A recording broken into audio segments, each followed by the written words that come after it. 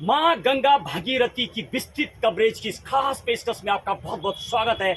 मैं हूं आपके साथ महेश बहुगुणा और मेरी ग्राउंड रिपोर्टर टीम आज मां गंगा भागीरथी के उद्गम स्रोत गंगा घाटी का दौरा कर रही है।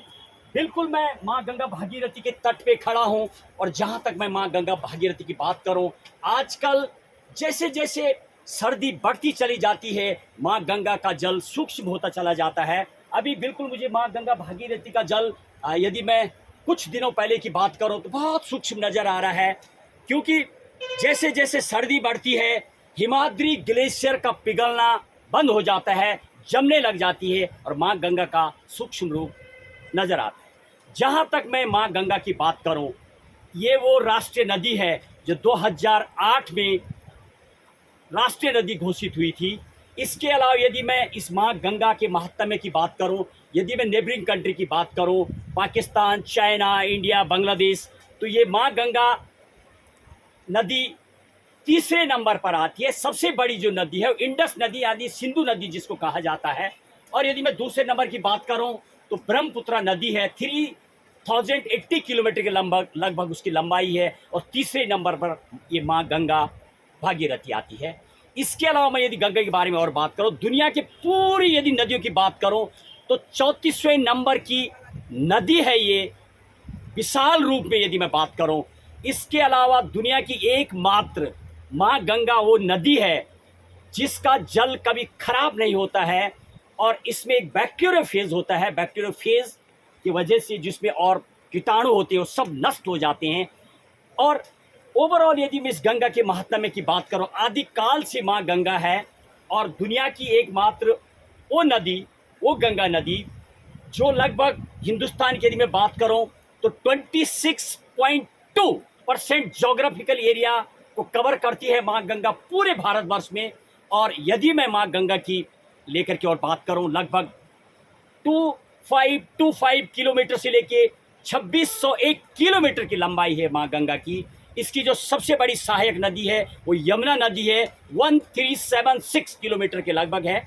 और लगभग 42 नदियां इस मां गंगा में जो सहायक नदी, सह सहायक नदी के रूप में पड़ती है, लगभग 42 नदियों का संगम इस मां गंगा में पड़ता है। और ओवरऑल यदि मैं और विस्तृत बात करूं, लगभग 4 नदियां वो जो राइट साइड यानी राइट साइड की सहायक नदियां हैं और 6 नदियां बड़ी बड़ी जो नदियां हैं वो लेफ्ट साइड की यानी ट्रिब्यूटरी हैं। और यदि मैं मां गंगा के यदि विस्तृत बात करूं, जिस जगह से मां गंगा का वास्तविक स्रोत है जो गौमुख कहा जाता है, लेकिन गौमुख से भी ऊपर जो मां गंगा है वहां पर यानी भागीरथी पर्वत 1 2 3 भृगुपंथ, सतोपंथ और इसके अलावा तपोवन, नंदनवन, रक्तवन, सुंदरवन, कालिंदी रिवर पड़ती है वहाँ पर। और कई ऐसे पर्वत माँ गौमुख जहाँ से मुख्य स्रोत है उससे जहाँ से ग्लेशियर पिघल के आती हैं उस जगह पर पड़ते हैं। मेरू पर्वत, सुमेरु पर्वत के अलावा माँ गंगा का जो विशाल रूप देखने को मिलता है, वहाँ पर एक चौखंबा भी पड़ता है, 4 डोम वहाँ पर पड़ता है, यानी चारों धाम का एक प्रतीक है, वहाँ पर चौखंबा कहा जाता है।